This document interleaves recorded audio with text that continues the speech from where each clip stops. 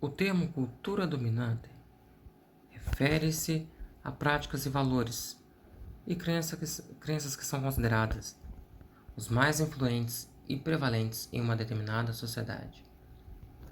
Essa cultura exerce um impacto significativo sobre as normas sociais, comportamentos e expressões culturais dentro dessa sociedade.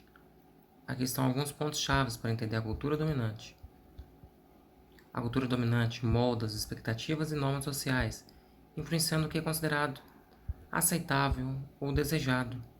Ela é amplamente difundida e reconhecida pela maioria dos membros da sociedade. A cultura dominante muitas vezes está associada a grupos que detêm poder político e econômico ou social. Normalização. Ela tende a ser vista como normal ou natural, enquanto outras culturas podem ser marginalizadas ou vistas como desviantes. A cultura dominante pode levar à homogeneização cultural, onde outras culturas são assimiladas ou suprimidas. Exemplos, como em casos que sociedades brancas são tidas como cultura dominante. Exclusão. Grupos minoritários ou marginalizados podem sentir-se excluídos ou invisíveis dentro da cultura dominante. O choque entre a cultura dominante e outras culturas pode levar a conflitos e tensões sociais. As culturas dominantes não são estáticas e podem mudar ao longo do tempo, devido a fatores como migração, globalização e movimentos sociais. Exemplos em muitos países ocidentais, como eu disse, a cultura dominante é frequentemente associada aos valores e práticas da população branca de classe média. Em contextos coloniais, a cultura dos colonizadores tornou-se a cultura dominante, muitas vezes suprimindo as culturas indígenas. É importante notar que o conceito de cultura dominante é complexo e pode variar dependendo do contexto. E cada vez mais temos as diversidades e multiculturais, né?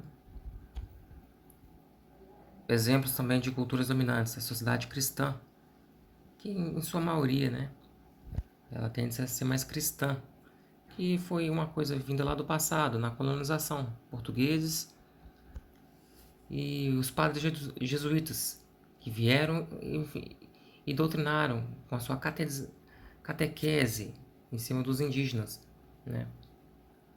Destruíram culturas para a imposição de uma outra cultura, né?